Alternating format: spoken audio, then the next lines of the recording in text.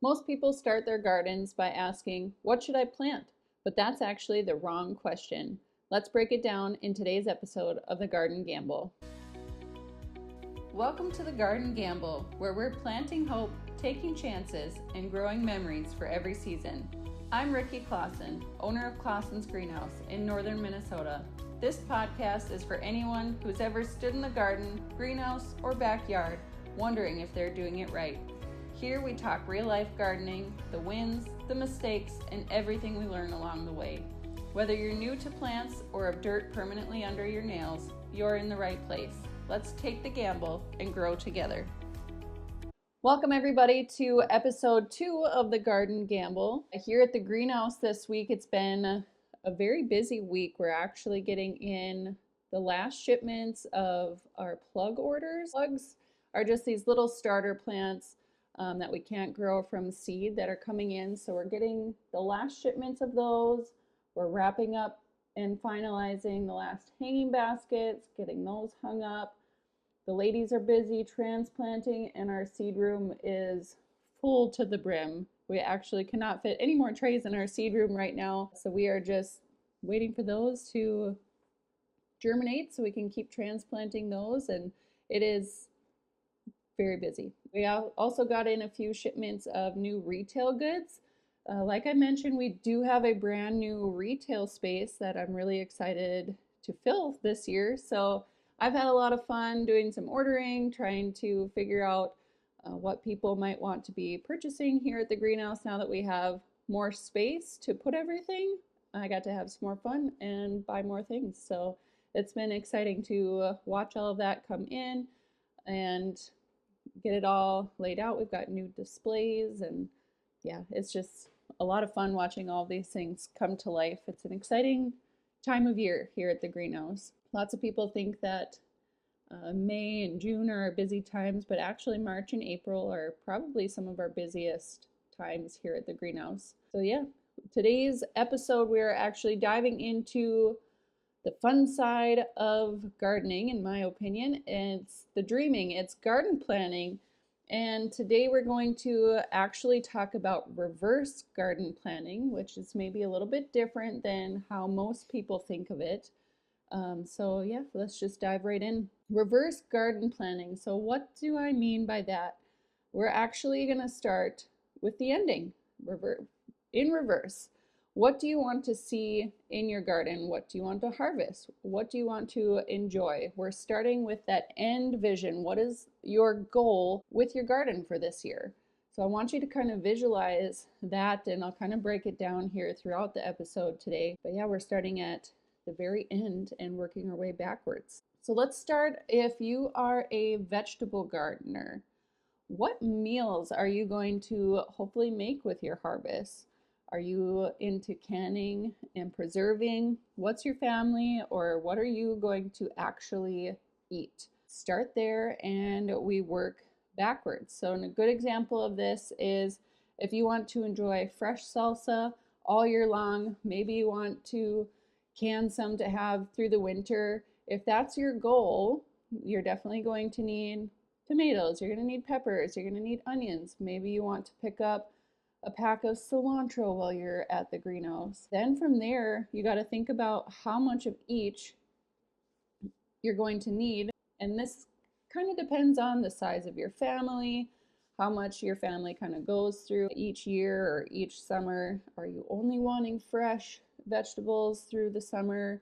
Are you hoping to can or freeze or dry some of your vegetables to enjoy even after the summertime? So those are some things to keep in mind. What is your end goal with that? This is actually where Cade and I, my husband Cade and I, started our gardening journey. We were vegetable gardeners to start with, and we were doing some market gardening on the side when we were still working our other jobs. We just really enjoyed it.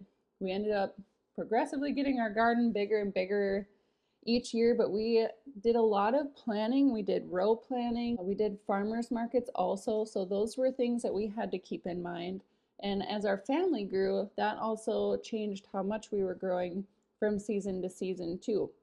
So yeah, we actually started our love for gardening with vegetables, and now we have a flower farm instead.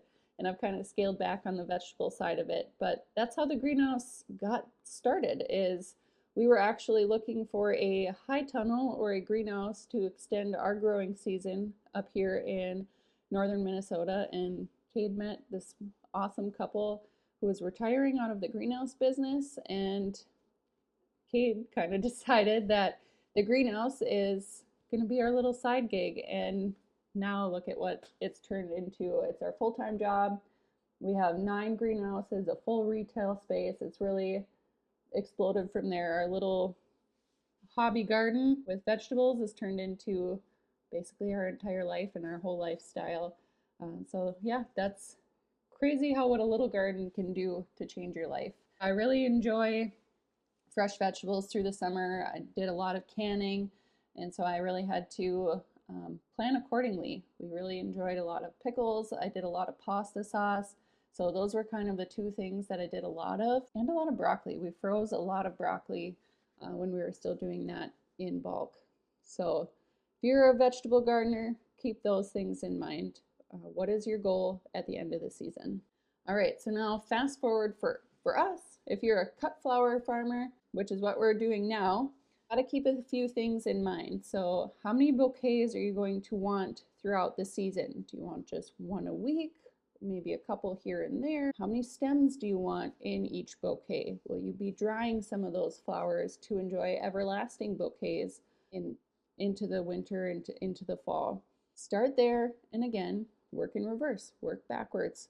And this is what I do. So we do subscriptions, we do weddings, and I plan extras for different events and custom orders throughout the season. And we also do U-picks also. So in each bouquet, I use approximately 15 stems in my subscription bouquets. So when I'm doing the math and doing my garden planning for the cut flower farm, I think about, all right, 15 stems times how many subscriptions that I have, times how many weeks that I plan on holding the subscriptions. I also plan in there a few for drying that I hang and dry for fall everlasting wreaths and different classes and events that I host. And we are a wedding florist also, so I'm actually meeting with brides this time of year for those summer and fall weddings, and so I can plan now for their weddings. So if they have something specific that they want for their bouquets and for their wedding, I can plan for that now, but I have to do the math and kind of calculate it out, do some recipes, bouquet recipes on what I think I might need. And it might sound complicated, but it's really not. You can kind of simplify it if you're just doing a cutting garden in your backyard. Maybe start with like 3 to 5 different plants to make up a bouquet. How many bouquets you want? Maybe, like I said, once a week, or start from there.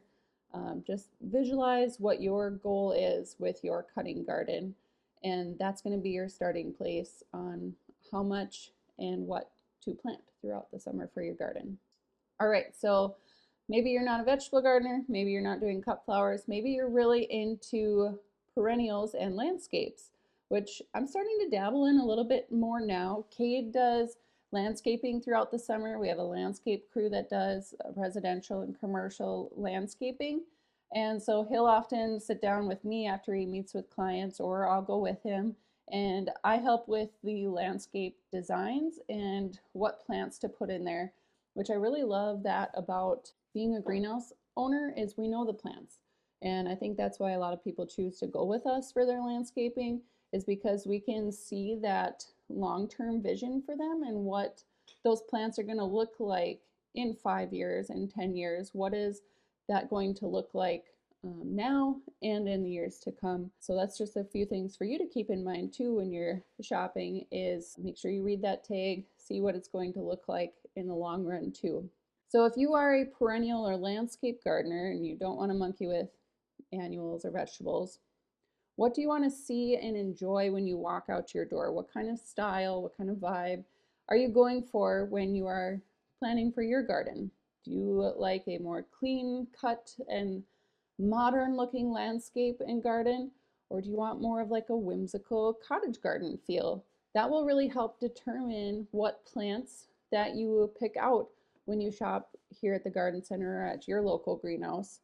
Do you want just a little garden oasis to wake up in the morning and go sip your coffee out in your garden? You just got to kind of visualize that, and each person is going to have a different vision for that, and that's totally okay. There's, oh my gosh, there's so many plants that you can pick from. So just think about what you want it to look like, and you can go from there. There's so many good options. We could spend all day talking about perennial options, which maybe someday we will. So if you start with the end in mind, I know that with perennial gardens, it can be a little bit trickier because perennial gardens do take time. They're not going to grow to full size often in the first year. It takes a while, it takes a few years. So you got to kind of visualize further down the road. And in the meantime, when those plants are small, you might have to be a little creative. One thing that I mentioned to people is to plant annuals in the meantime. So you're planting and you're starting your perennial garden. Start with your big hitters like a hydrangea, like your focal points, the ones that you really for sure want in your garden. Start with those. You can always fill in with some cool annuals to fill in the gaps for now until those grow larger and fill in. So kind of short and sweet today. Garden planning does go best when you plant in reverse order, which may seem a little bit backwards, but hopefully now that I've kind of explained that concept, makes a little bit more sense to keep that end goal in mind. Start at the end. What are you hoping to get out of your garden? And what is going to make you excited when you walk out into the garden? Are you going to be pumped when you see your cut flowers are blooming and you get to go harvest a bouquet? Are you going to be so excited when you walk out there and you know that you've got a big basket full of tomatoes that are ready to go and you can go inside and have fresh salsa right away? Maybe you want just a little bit and just some fresh eating. And if you're like me, a good BLT in the summertime, that just hits the spot. So maybe you see that one ripe tomato and that's what you're having for lunch today. If that makes you excited, that's what your goal should be, and that's where you should start. From here, even after today's episode, if you're not sure where to start or you need some additional help or want maybe some one-on-one time, we're here to help you here at Clausen's Greenhouse. If you're local, you can stop in, you can ask for me, Kate, or honestly everyone here at the greenhouse is very helpful and can help point you in the right direction. Can also give you ideas on what varieties will do well based on your vision, because there are differences in different plants, different vegetables. Based on what your goal is, we can help point you in that right direction and give you varieties that are going to help make you successful. Like if you're doing more canning, we're going to point you to a certain tomato. If you want the BLT, that's going to be a different slicer tomato. Little things like that, but we're definitely here to help. Or you can visit your own local garden center in your area to help bring your visions to life. Okay, so after today's episode, I want you to write down 3 words that describe what you want to get out of your gardens this year. All right, will it be peaceful? Is it going to be productive? Do you want it just to be pretty? Whatever you choose, that is your starting point. Working ahead and starting with a solid plan will help make gardening not such a gamble. We'll see you next week. Thanks for joining me on The Garden Gamble. If you loved this episode, be sure to subscribe and share it with a fellow plant lover. Gardening isn't a gamble when you have the right guidance and you don't have to figure it out alone. Until next time, take care.